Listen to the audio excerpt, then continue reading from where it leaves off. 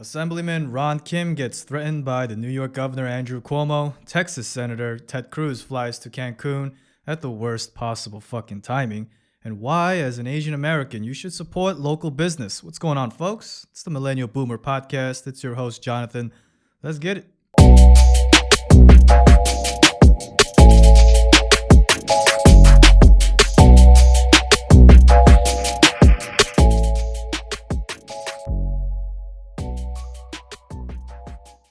Okay, guys, listen, I hope you all had a great week. It's been not the best here in New York. I don't know where you all located, but in New York, we've had quite a bit of snow. Quite a bit of snow, right? To say the least. I think it snowed at least 4 times, and it's terrible, okay? Because the first time it snows, yay, pretty nice. The second, third, fourth time, come on, son. We just once a year is good enough. All right? I don't know how you guys feel about the snow, but I'm getting sick of it. And look, I think the COVID situation in New York is definitely getting better. There's been more vaccinations that have been going out. People, and this is something that I don't hear the media talk enough about. There has been many people in New York City and the state that had already had the virus. Okay, they already had COVID, so they already have built in their antibodies. Now, I don't hear the media and the news talking about herd immunity because it sounds like they don't want to. It's like they want to stay away from that word herd immunity, but it's a good thing, right? I mean, look, if we can go about and do things and less people have to be vaccinated because many people already had the virus. And we're reaching a certain point of herd immunity, that is a good thing. I don't know why the media shies away from it. I don't know why people don't want to say that word herd immunity. It's like, I know it was like back like around last year, summertime, the term herd immunity was like super taboo. Like, yeah, don't talk about herd immunity because apparently, that's not something that we want to get to. Right, because herd immunity means that many people would have had the virus, and we're trying to avoid that. So the logic to me, it doesn't make sense, right? I mean, herd immunity at this point is a good thing. We need to talk about it more, and that with how many people are actually getting vaccinated versus what the percent of people in the state that already had the virus. I mean, it looks like to me, it's a good thing. So. Why is the media, why are they still shying away from it, right? So, look, for me, hopefully by the summertime, my goal is by the summertime, we get more businesses that are, coming back to life. We see more, not more, we see less shutdowns, less strict, preventive measures with shutdowns and restrictions, right? Because at the end of the day, the people that were, in my opinion, that were hurt the most, I mean, besides the death, right, and the families that have lost loved ones, besides that, it's really the small business, right? It's really the small businesses that have hurt the most. Okay, so when you think about New York City, and you think about what attracts people to New York City, right? It's not just the nightlife, but it's all the little different mom and pop shops, the different businesses, it's all of that. And when you take that away from the city, and the city does absolutely nothing in terms of the government to help these businesses back on their feet, I mean, what are you doing? Right? What are you doing? Look, I get the idea that COVID, right? The coronavirus we had to be precautious, right? Initially, it was all about flattening the curve, okay? And we flattened the curve to some degree, right? Flatten the curve basically meant the hospitalization rates, don't let it skyrocket, right? Let the hospitalization rate kind of plateau, right? Like, don't get everyone in the hospital at once. Let's just try to slow the spread. Eventually, the spread will happen, but we want to slow the spread. Okay? And, after some time, no one cared about flattening the curve, right? Now, everyone just cared about more restrictions, more lockdowns. We can't have One death is too many. You know, you hear that all. I remember I was hearing that all the time. One death is too many. Like, really? You know, since when did government, okay, since when did government make policies and decisions based on if one person is going to die, or if there's going to be one death, then we need to completely change the whole system. That has never happened. That has absolutely never fucking happened. All right. So let's be very honest, folks. All right. The way that New York City has handled, the way that New York City and the state has handled the coronavirus. I mean, look, it's not. It hasn't been the best. Okay, it hasn't been the best because what we're seeing now is the aftermath, right? We're slowly seeing the aftermath. Like, this is not on the news as well, but a lot of businesses, they're gone. They're just gone. Okay, they're gone because revenues have dropped from 30 to 50%. You can't sustain that kind of business module in the city with still paying rent, still paying utilities, still paying all your vendors, whatever it is. It doesn't work. Okay, it doesn't work. Guys, let me tell you the truth about small business. Or let me tell you, particularly in the bars and restaurants industry. I don't know how many of you guys are from the city that are listening, but I wanna kind of give you a little bit of insight.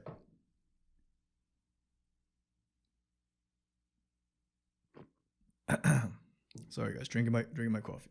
So listen, the bars and restaurant industry, right, in New York City, you have to understand the damage that they took. Yeah, you have to understand the economic impact that shutdowns, that restrictions, lockdowns had on businesses. You have to have some sort of understanding. It's not like when this is all over, everyone's vaccinated, everyone goes out, oh, life is back to normal. Well, maybe for you, but for a lot of businesses and a lot of people that work around these businesses, they're set back years and years, and some of them will never get back on their feet. And that's just the truth, right? That's just how it is. Now, look, the cost of doing business. Look, if you're thinking about restaurants and you're thinking about bars in the city, and you see that revenues have dropped anywhere from 30 to 50%. Okay, I mean, look, at one point, there was no dining at all. There was no outdoor dining. There was no indoor dining. It was just takeout.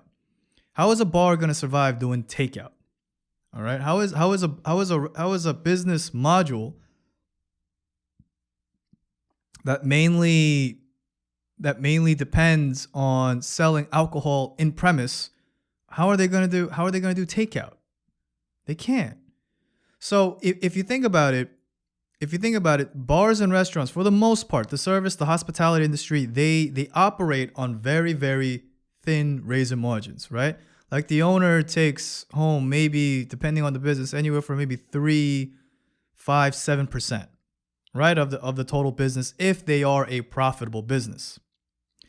If all of a sudden, since last year, March and April, you have income, business revenue that's dropped from 30 to 50%, and you've had that for almost about a year now, how do you think these businesses are surviving?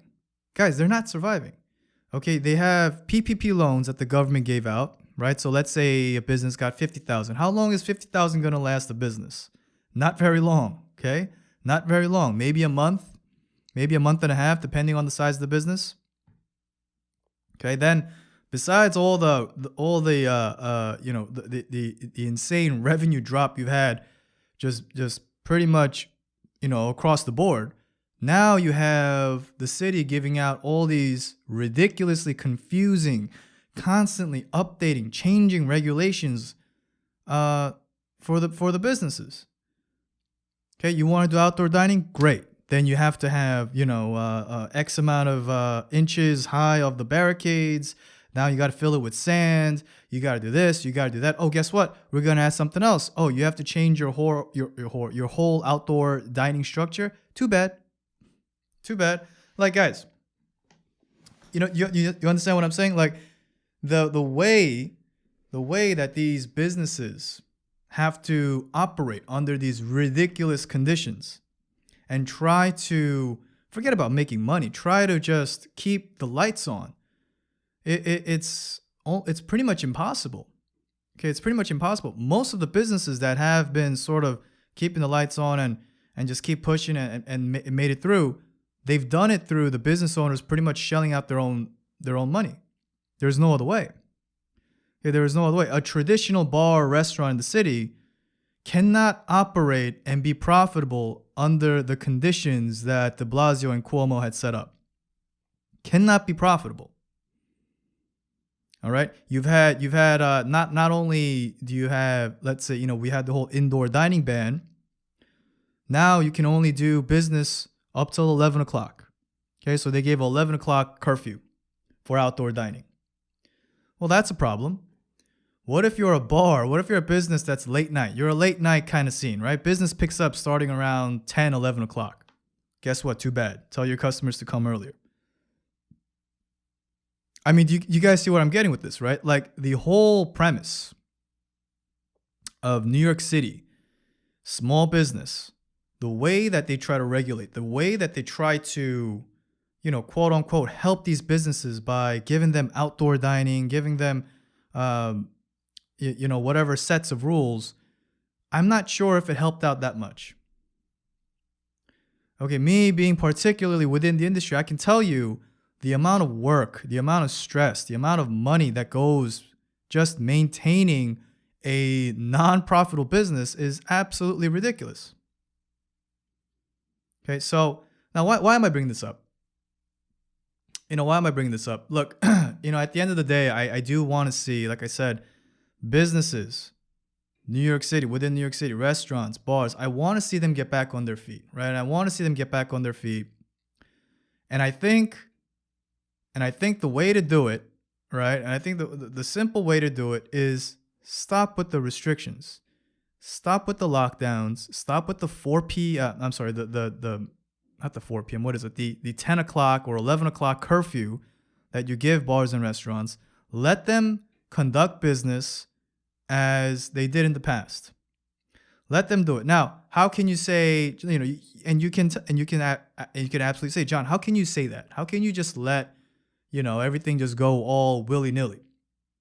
Open the floodgates, do whatever you want. Well, there was an interesting article that came up. Okay, an interesting article that came up between California and Florida.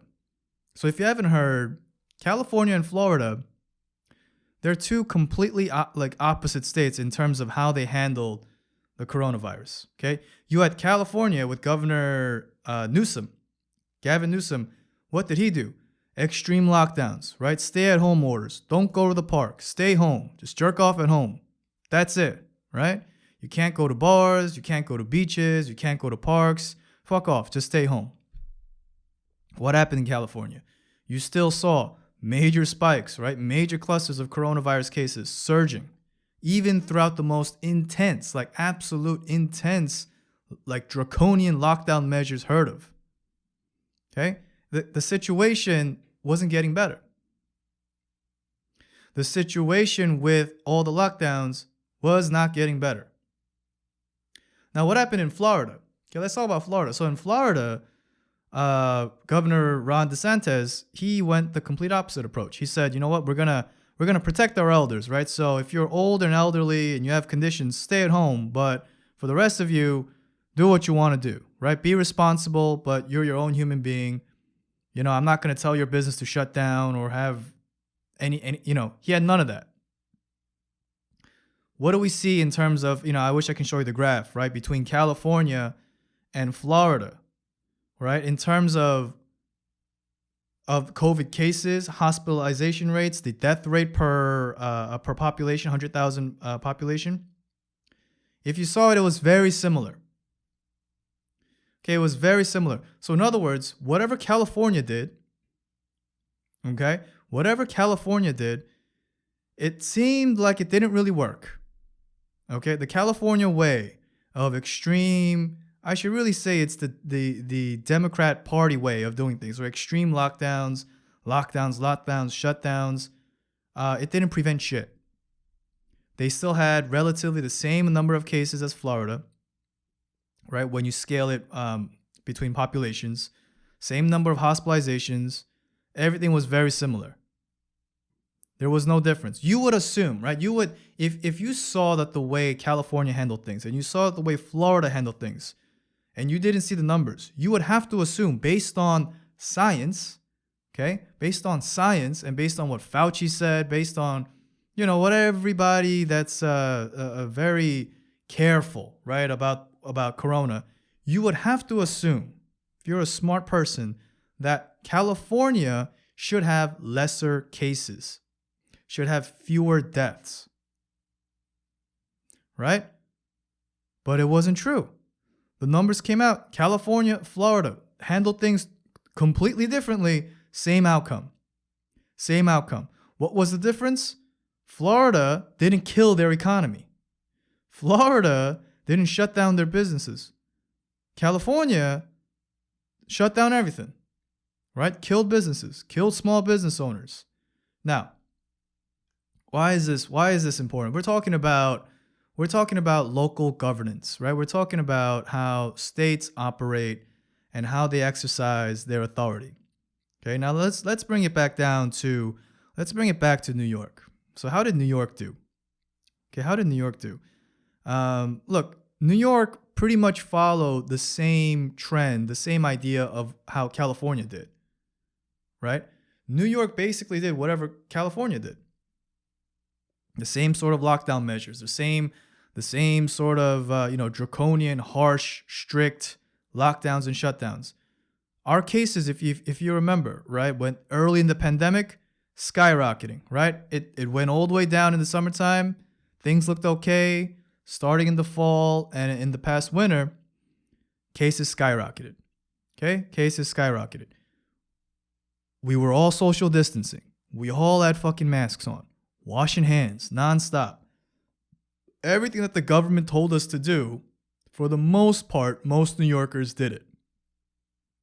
Okay, New York was out, if you went out, for the most part, people were pretty compliant. So you do all the things that you have to do, yet you still have record number of corona cases. You still have, hospitalizations just trending upwards.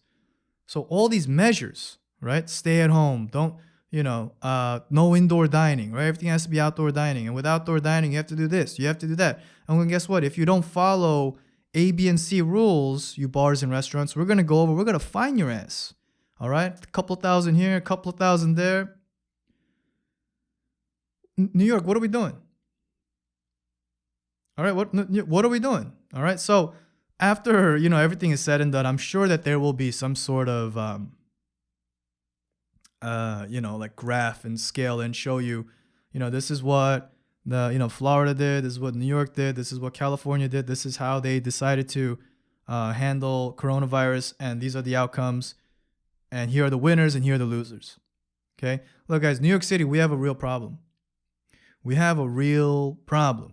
Okay, right now, not only has about a third, about 1/3 of small businesses shut down in the city.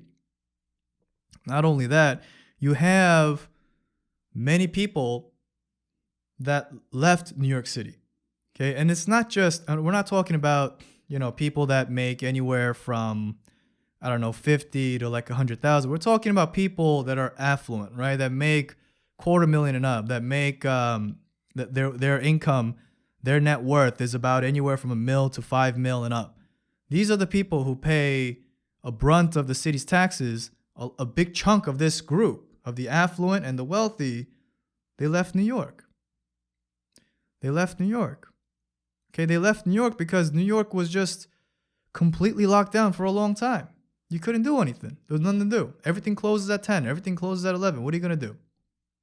What's the point of paying, high real estate taxes? What's the point of paying high taxes in general in New York State when you feel like you're not getting any of the benefits of New York, right? All you're doing is just staying home. So, look, that's the reality of things. Okay? That's the reality of New York City. The shutdowns, again, the lockdowns, they haven't helped. Okay, I really believe when all this is said and done, and the numbers come out, and people really look into how different states and how different local governments reacted, we're gonna see that New York and California didn't do the best. New York and California did not do the best. All right. Now, look, I'm not saying, look, even at this point, I don't even think, I'm not too sure to say Florida did amazing. Okay. I can't say that with good conscience, but for sure, the level of draconian lockdown measures, it was unnecessary. And if anything, it did a lot more harm than good. All right, guys, let's talk about Ron Kim. All right, Assemblyman Ron Kim.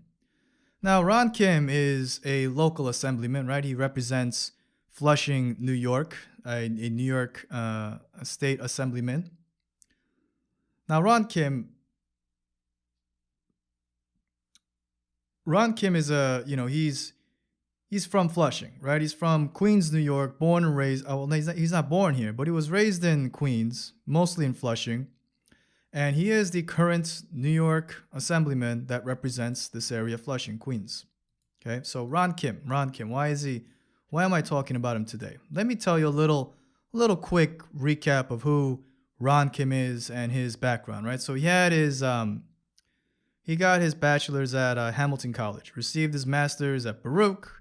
He used to work for council member John Liu back in the early 2000s, and he basically worked all the way up in New York politics to the New York Assemblyman role, representing Flushing, taking over Grace Meng in 2012, and that's when she became the United States House of Rep. He did run for public advocate.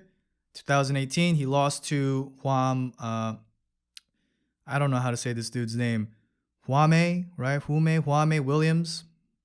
Black guy. I forget how to say his name. Anyway, he tried to run for public advocate. He lost. So anyway, if you haven't heard, right, there's been a little bit of a strong arming, a little bit of, make sure you know where you are and put your ass in place kind of deal that went on between Andrew Cuomo and Ron Kim. So let me read you, right? So the ABC News reports, small excerpt. According to an investigation conducted by New York Attorney General Letitia James' office and released on January 28th, the number of New York nursing home residents who died of COVID-19 may have been undercounted by as much as 50%.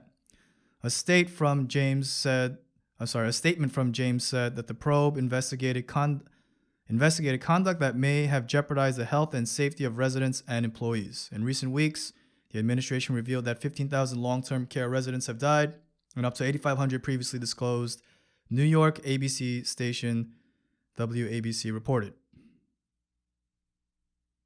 Okay. On February 10, Cuomo's top aide Melissa DeRosa confirmed the contents of a September conference call recording with Democratic state legislators, first reported by the New York Post, saying that the governor's office withheld the true number of coronavirus deaths over concerns that they would be used against us by the Justice Department under then President Donald Trump. Assemblyman Kim of Flushing, Queens, who was on the call with DeRosa, told the New York Post the following day that DeRosa's remarks seemed to have created the appearance that the administration was trying to dodge having any incriminating evidence that might put the administration or the health department in further trouble with the Department of Justice. So that happened, right? Quick recap. Ron Kim, he was a big kind of critic with Cuomo of how he handled the whole nursing home debacle, right? And I think Andrew Cuomo's secretary, Melissa DeRosa, I feel like she's like the brain of Andrew Cuomo. Anyway, she's on a phone call with different New York State politicians, kind of explaining what happened, dodging questions, and it was very clear that it looked like she was just trying to be like, hey, look, we're not gonna disclose full information because we don't want to give Donald Trump any ammo, right? That's the kind of takeaway that I guess people got from that phone call, that conference call. So anyway, the next day, Ron receives a phone call from Cuomo, right? He receives a call from the big boss, yelling and threatening Ron Kim, right? Threatening the assemblyman. And this is what the New Yorker reports. Kim, who had been a persistent critic of Cuomo's handling of nursing homes during the pandemic, was in the meeting with DeRosa. A month earlier, he had become the chair of the Assembly's Committee on Aging, and once the recording of the call leaked, the Post had reached out for comment. Kim told the reporters that to him, DeRosa's comment were as bad as they looked. They were trying to dodge having any incriminating evidence, he said. A quote that the governor's office had tried to get Kim to retract.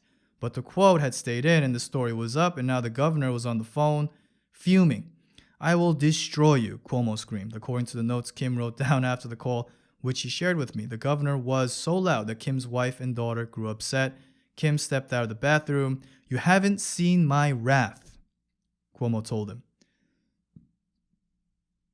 "I will go out tomorrow and start telling the world how bad of an assembly member you are, and you will be finished." All right. So you guys get what's going on, right? You get what's going on. Like, this is not, let me give you my thoughts on this. So this is well, number one, let's get this out of it. Governor Cuomo, right? Andrew Cuomo, was he out of line? Absolutely. Okay. He was threatening Ron Kim's career for being pretty much a whistleblower, right? It seems like everyone within New York State politics knew this whole nursing home issue since way back last year, May, right? Since 15,000 elders died within the nursing homes. Like, there was a big issue with that. I remember when that thing was a big thing among conservative circles, right? Conservatives would say, "Man, Andrew Cuomo fucked up. He shouldn't have done this. He messed up with the nursing homes. Nobody wants to talk about it. And it was true, because at the time, Andrew Cuomo was being held up like the hero that we didn't need, the hero that we've always wanted, but don't deserve, kind of thing. Right? Andrew Cuomo was being propped up by the media as someone that we wished was president during this time instead of Donald Trump. So the nursing home issue, it was always an issue. It was always there. And it looked like a lot of people within New York State politics knew about it. Right? There have been conference calls. There's chatter among these politicians. Everyone knows.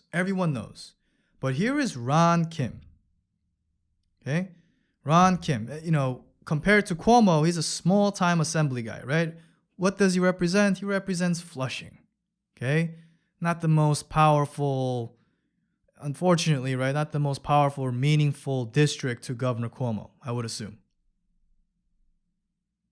And on top of that, Ron Kim, he's part of some the elder community, some kind of committee, right? With elders. And this is why I think Ron was very in the know, but I'm sure everybody within New York politics was. So why did Ron Kim come out? Why did Ron Kim come out and call out his boss? And I think if you want to think about it, I have to say, either it's a very stupid move, because now listen, Assemblyman Ron Kim, now your political career, if you had political aspirations, forget about that, buddy. You're done. All right, Andrew, you mess with Andrew Cuomo? He's the governor of New York. He has his footprint. He has people within his pocket, all within New York State politics, okay, and New York City politics. So to mess with the big dog like that, I can only think of two things. You're either really stupid, right? You're either really just, you're dumb. As a politician, you didn't play it right? Because you're not a smart politician. It's either that, or you really just don't care, right? You really don't care. Like, you don't have political aspirations. You're not looking to move up, and you really just want to do the right thing, right? Because, this news, it has to come out. What Andrew Cuomo did is wrong, and he cares about the people who had families within nursing homes. He cares about the deaths, and he cares about the cover-up way more than his political career, way more than that, right? There's only two ways, right? He's either an idiot or he understands the blowback and he just really wanted to do the right thing. Okay? It's got to be either or. Don't tell me that, Ron Kim didn't know that there was going to be such a blowback. Of course he knew. Okay? Why is he the only one? Why is he the only one being the whistleblower? Why isn't anyone else, any other assemblyman, why aren't they calling out Andrew Cuomo? Okay? Look, you got to think about it. And you got to think, to me, this sounds very typical politics, right? Typical dirty game of politics. This kind of political game doesn't just happen within actual, politicians. It happens within corporations. Okay? It happens within corporate. Listen, when I was in banking and there was an issue within the team, right? Let's say there was an issue with my boss. Okay? You don't go outside, right, of your team, of your group, and expose dirty laundry. You just don't do that. Because guess what? If you do that, right? Well, now you may get fired, right? You're not going to get fired for being a whistleblower. You're just going to get fired because the boss doesn't like you anymore, and he's going to find some way to pick at you and all these little faults and build a case and fire your ass, right? That's number one. That happens all the time, by the way, in corporations. That's number one. You can get fired. Number two, you may never succeed. Okay, you may just never move up the ranks, right? Because you tattletaled and you thought you were being cute. You thought you were being some hero whistleblower. Okay, you've watched apparently too many movies. So you tattletaled, and now guess what? You will be stuck in that role forever until you move companies. That happens all the time. That's the real world, folks. I don't know what to tell you. That's the real world, okay? You don't let out the dirty laundry from your team. You don't rat out on people, especially on the same team, okay? Look, Ron Kim, he's a Democrat. He's a New York Democrat. He's been in New York politics for over 20 years. He knows the deal. He knows about the blowback. He has to, okay? That's his reality. So he knew very well if he went out and he said these things that he was going to get some pushback. Maybe he didn't expect a call right away, getting a call at home and getting yelled at in front of his wife and kids. Maybe he didn't expect that, but he knew that there would have been something. He knew that he was barking up the wrong tree. So again, Ron Kim, right? Was he smart?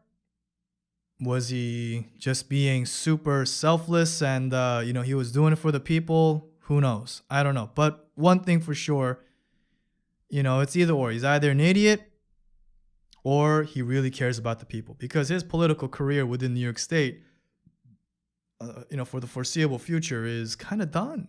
It's kind of done. You guys got to think about it. Why don't you see other assemblymen speaking up? Why don't you see, there's another one. Why don't you see, there's what's it called? The primaries for mayor, the mayor race, right? Coming up in New York. None of the New York City mayor candidates have spoken out about this, right? You don't see Andrew Yang questioning Cuomo. You don't see Andrew Yang saying, yeah, we should investigate more into the nursing home issue. Yeah, Letitia James did a great job and she should absolutely keep digging more. You don't see Andrew Yang saying that. Why? Because if you become the mayor of New York City, guess who your boss is? Your boss is going to be Andrew Cuomo. Do you want to be the guy, right, that campaigned while trashing your potential future boss? No, that's not smart. Right, guys? Like, you guys, most of you Asian American, right? You guys know this, right? That's not a smart thing to do. Okay? So, yeah, Ron Kim, I don't know what you're doing, man. I don't know what you're doing. I hope that you just have this heart to really help out nursing home families and bring the truth, right? Bring the truth to what happened. And, political aspiration wise, I don't want to hear it because you shouldn't have any at this point, right? You really shouldn't have any at this point. So that's those are my thoughts with it, right? To me, at the end of the day, it's typical petty politics. It's nothing. It's not surprising, okay? Andrew Cuomo coming out and being a dick, right? Basically, right? Being a dick to Ron Kim. I don't look at Andrew Cuomo any less. Okay, I don't look at him any greater. Nothing. It's nothing. At the end of the day, he's still the governor of New York. He's doing what he can to, in his best capable ways, right? Within his circle, within his people, he's doing his best to do the right thing, right? I may not agree with all the choices that he made. I may not agree with his methods of, threatening, right? And telling assemblymen to shut the fuck up. I may not agree with that, but at the end of the day, he is who he is. This is nothing new. Okay, if you've been following New York politics, this is Andrew Cuomo, guys. This is nothing new, right? Nothing new. Okay, so but apparently the biggest story, right? The biggest story is not about the nursing home death cover-up. The biggest story, it's not about how Andrew Cuomo, right, the darling governor of coronavirus, yelling at a assemblyman. That's not the story. Apparently, that is not the story that's important right now. The story that's important right now is that Ted motherfucking Cruz went on vacation, okay?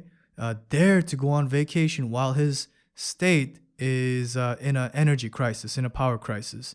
That is the biggest story. That is the biggest story of the week. For those of you that don't know, right, what the hell happened? Here's what happened. You have Ted Cruz, right? Who is Ted Cruz? He's the senator of Texas. Senator of Texas, right? Goes on vacation with his family during early this week when there was a huge Texas power outage, right? Still, Texans are suffering, right? There's still parts of Texas where there is no power, there's no running water. It's gotten a lot better from what I heard, but it's still an issue. It's an ongoing issue, and it's going to take more time, right? So this guy, he thought, hey, it's pretty cold here, right? Why don't I take my family out to vacation? Let's go to somewhere warm. Let's go to Cancun, Mexico. Let's do that, right? But apparently he said that his children, he claims that his children wanted to go on vacation. And how can a daddy, go against his child's wishes, right? How can a daddy go against his little girl's wishes? So he went on vacation, right? He claimed his children wanted to go. And then we saw in the New York Times, there was a group chat that was leaked, right? With his wife, Ted Cruz's wife, and some neighbors. And the wife is asking the other wives and neighbors, hey, do you wanna go to Cancun with us? Fuck the cold. Let's go. And I don't know whatever happened to, privacy of information. I don't know how does this violate anything? But apparently not, right? Apparently, if you send private text messages to leaked messages to a story, to a news publication, I guess it's not it's not illegal to report it. I don't know what the laws are. So that goes on the New York Times. And it looks really bad, right? The wife is basically complaining that it's cold and she wants to get the heck out and she's inviting other people. Now the media goes absolutely insane, right? The media loses their mind. Like, holy shit. Ted fucking Cruz going on vacation while this shit is happening? Holy fucking shit. People are losing their minds, right? What are they saying? They're saying he's an hypocrite. How can he do this while his people are freezing? He's going and you know what? What happened was Ted Cruz, he comes back and he goes on some interview and he says, yeah, it was a mistake. He went to Cancun for a day. He came back. He dropped off his kids and wife, came back and he said, big mistake. I'm back. That's the story. Guys, look. This is a silly story, right? A silly story that I think, in my opinion, got way, way, way, way, way blown out of proportion. First of all, I'm no fan of Ted Cruz. Okay, I'm no fan of this guy. This is the guy who used to talk a lot of shit about New Yorkers when he was running for president in 2016. I don't know if you guys remember, the New York Post told Ted Cruz to go take the F train, right? I mean, that was a beautiful front page article I've ever seen from the New York Post. And, guys, Ted Cruz is the guy, I don't know if you remember, back in 2017, he apparently, by mistake, or he said he didn't do it, but he liked the tweet, right, of a pornographic scene called Dick for Two, right, where the Dick for Two. It's a story about a stepmom joining in on the fun of her stepdaughter and her boyfriend. Dick for Two. He liked that tweet. And look, at the end of the day, the guy is kind of, he's hard to take seriously, right? He's got, I don't want to make fun of him, but the guy's got like this pointy nose, this very sharp chin, and very kind of stern, boxy body. He just looks ridiculous to me, right? The fact that he ran for president was ridiculous. The way that, Donald Trump shatted on him, in the debates was ridiculous. I mean, the guy is kind of a joke. Kind of a joke. Now, look, at the end of the day, what he did, look, the optics, obviously, it was terrible, right? You're the senator of Texas. Yeah, you're a Republican senator. You go out during, and this wasn't like it was planned weeks in advance. Okay, guys, this is not like, this was a vacation that was planned and, he had to go. Like, it was nothing like, even if it was planned, it still shouldn't matter. But the fact that, it's cold in Texas, his wife is complaining, his children are complaining, and they say, hey, Daddy, can we go? Can we go? And he said yes, and he flew out. Like,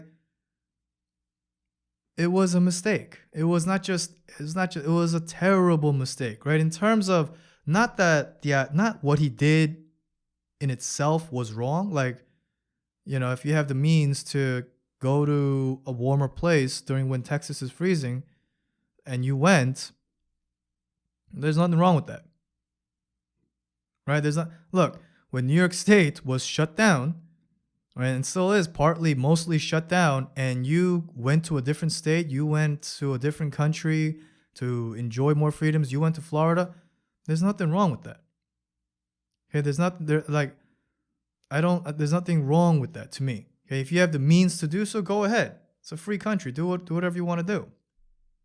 Now, it's obviously different with Ted Cruz because he's the senator, right? He has eyes on him, right? And every move that he makes, especially because he's a Republican, will get scrutinized, right? Every word that he says, every little thing will get scrutinized. So obviously, this is great for the media, right? Because the media, they don't like Republicans. So they see Ted Cruz, a pretty prominent Republican, go out during this insane situation you have in Texas.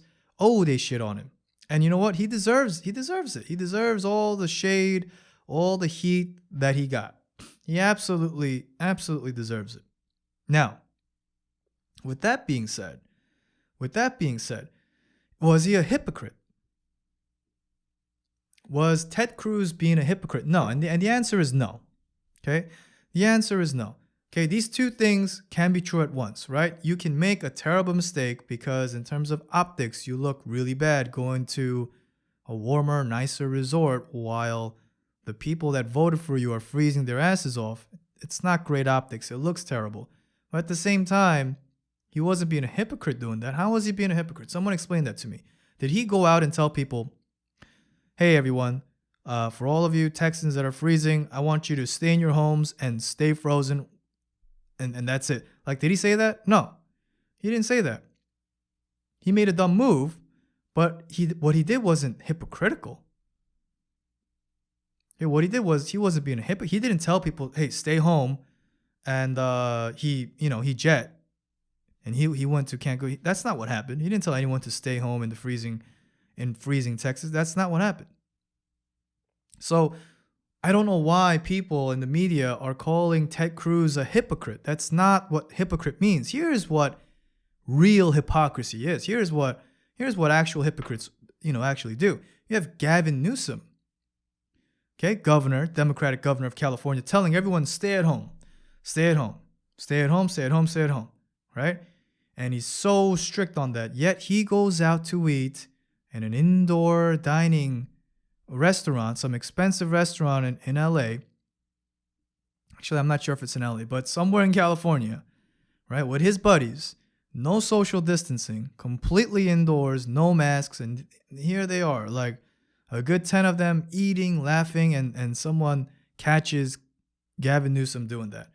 That's a hypocrite because you're telling everyone else to stay home, right? Don't go out to restaurants, don't go out to dining, don't go to gyms, just fucking stay home and watch TV. And he goes out to a nice fancy restaurant with a bunch of friends and has a great time. That is a hypocrite. That is an hypocrite. What else is an hypocrite? Nancy Pelosi, okay? Democratic Speaker of the House. Nancy Pelosi getting her hair done. Getting her hair done when she's telling nail salons, hair salons, and all businesses to close, shut down, stay home. Getting a haircut is not that important. While she's saying all that, she's out there getting her hair done. She's out there getting her hair done. That's an hypocrite. Who else is a hypocrite? Lori Lightfoot. Okay, Democratic mayor of Chicago, Lori Lightfoot. Okay, another case of her getting her hair done at someone else's home or whatever it is, while telling all her other residents to stay at home, don't go out. Don't go out. Getting a haircut, not that important, right? Like, you remember guys? You remember hearing about that? Oh, like getting a haircut, not that important. Stay home, stay home. Now you have Lori Lightfoot, all right, Democratic mayor of Chicago, getting a fucking haircut, getting her hair done, a haircut or whatever she's doing with her hair. That's what you call a hypocrite. Those are real hypocrites. You guys see the difference with what Ted Cruz did and with what Gavin Newsom, Nancy Pelosi, and Lori Lightfoot did? You guys see the difference? These are two different things. Okay? These three showed what real hypocrisy is. Texas Senator Ted Cruz, there was no hypocrisy. What he did was stupid. What he did was absolutely stupid. But he wasn't being a hypocrite. Okay, guys, look. The point is when the media throws things at you guys, when the media tells you, be mad, social media, mainstream media tells you, be angry, be outraged, you guys got to think a little bit. I need all my people who listen to this podcast, before you read the news, when you're reading the news, or when you're watching the news, when you're reading social media posts, think a little bit. Why is it being worded this way? Why is it being said this way? Which organization is behind this? You guys got to think, because in these days, in this era, there is no such thing as objective media. Objective media doesn't exist, right? It just doesn't exist. You either have mainstream media, or you have fake news, or the term these days is what is the term these days? False information, misleading information. Okay, there is no such thing as objective news anymore. So guys, when you read whatever you read, make sure you're thinking a little bit. Okay, if you read the news, you watch the news, understand what's going on. Make sure you're thinking, guys. Okay, make sure you're thinking. All right, guys, look, enough with the clownery. All right, enough with all this clowning with Andrew Cuomo, Ron Kim, that little, that little clown action going on, another clown fiesta with the media and Ted Cruz. Let's forget about all that for a second. Let's be serious for a moment, a quick moment. I want to talk about, and I want to get back into the idea of small business, right, and local business. And maybe you guys are tired of hearing me speak about this, but this is important, so just hear me out. Asian Americans, we need to do better with supporting our local small businesses. We need to do better. Okay, and what do I mean by that, right? What do I mean? You got to support. Like, how do you support, right? Many different ways, guys. Many different ways. Number one, these are just some suggestions, okay? And I'll give you my reasons why after. Look, support your local bakeries, for example. Support your local coffee shops, okay? Hopefully they're Asian owned. If you live in like Flushing or some Asian community, why don't you shop there and buy coffee there instead of going to Starbucks? Right? Go to your local supermarkets. Go to the local bars and restaurants. And, your favorite, hot pot, your favorite Korean barbecue, whatever it is, I want you guys to have this mindset of how you spend your money. This sort of like conscious way of spending your money, right? When it comes to goods and services. Why is this important? Guys, the funds need to circulate within our community, right? It needs to stay within our community, okay? More money needs to come into our community than the money coming out. And why is this important? Because when it comes to Asian Americans getting empowered, when it comes to Asian Americans actually, doing movements and moving as a collective and demanding for certain things, guys, a lot of that is tied with money. Okay? A lot of movements, a lot of things, they need funding. Okay? They need financial support, right? The people that you want to elect for your local government leadership positions, and if they're an Asian American, you want to support them, guess how you support them? You support them with finances. Okay, you support their campaigns with campaign donations, with contributions. Movements, if there is some sort of rally going on, if there's some sort of call for justice or whatever it is, a lot of these things, you need money to get things organized. Money needs to be, the wealth needs to stay within the Asian American community. And this is important. This is important, right? And I think some Asian American communities, I'm going to say, like, let's say, from what I know, the Chinese American Asian community, right? The Chinese American community, they're really good. They're really good at keeping the funds, keeping the money circulating within themselves, right? I don't see that as a bad thing. Some of you may see, oh, they're just so insulated. I don't necessarily see that as a bad thing. Okay? Who else? What other communities are really good at that? The Jewish community are really great at that, right? Right? Look, working in the bank, I had the opportunity to work with a lot of affluent and wealthy Jewish clients, and there's a certain trend, right, with how they operate when it comes to business or when it comes to money management. And it's very there's common themes here, right? A lot of times when it comes to big things, they only trust within their community, right? They only trust and hire and use and mobilize within their own community groups, right? Within their Jewish communities, right? And some of you may think, well, that's not good. That means you're not being part of the greater American system. I hear you. But when it comes to, and I'm not going to talk about Jews, I'm going to talk about the Asian American community as a collective, as a whole. We have to learn how to use our resources, financial resources, together. Okay? Not just the Chinese American community, not just the Korean American community, not just the Japanese American, as the whole Asian American community, we have to learn how to come together, use our funds together in the right way. Because that's not happening right now, right? We're like, let's be very honest. Within the Asian American community, there's many different ethnicities. So it's hard to get together. Where am I getting this from, right? Why am I all of a sudden talking about this? Well, look, for a couple of years, I listened to guys like Killer Mike, for example.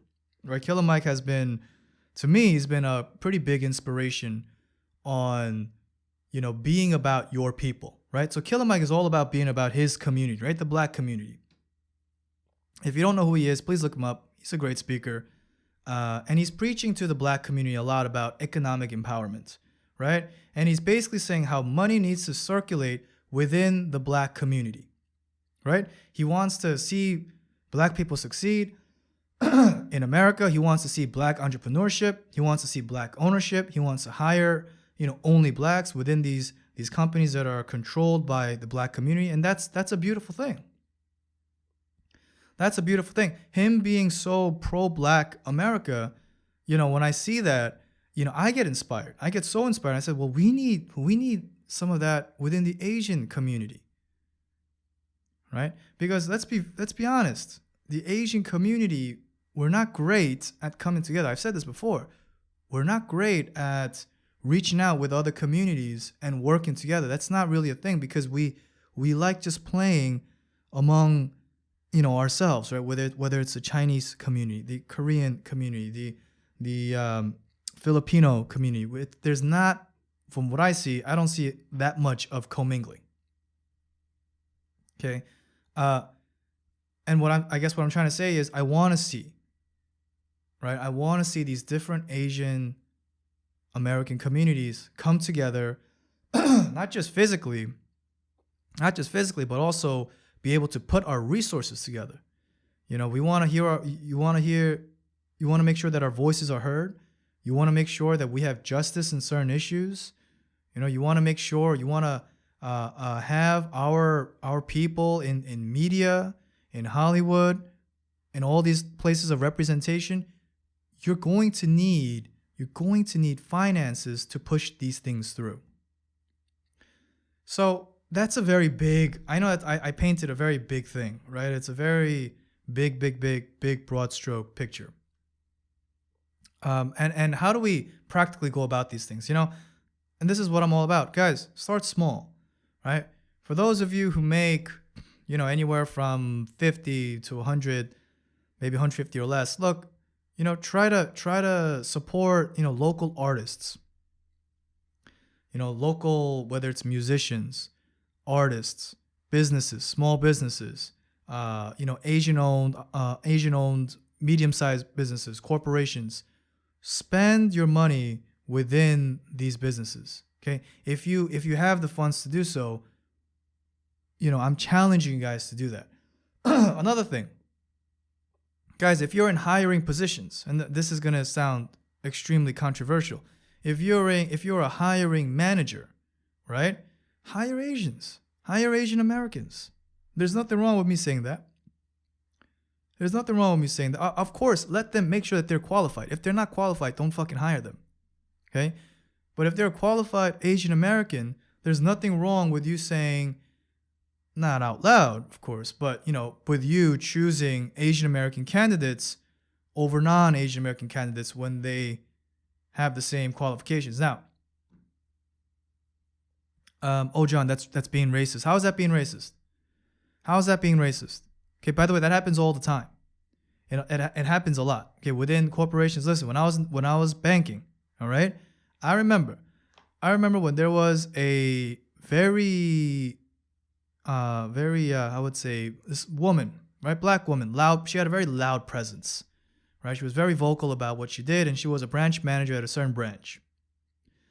And when I think about this woman, I just always, the image that I have is her yelling, because she used to yell a lot, not in a bad way, but the way that she projected her voice, to me, it always just sounded like yelling. Anyway, this person, right, this branch manager who was a black woman, every time she would hire people, she would hire only black people.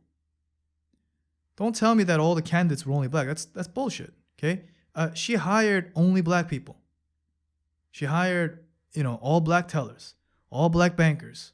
If she had a say, she wanted to hire black people. And when I looked at that, I understood why.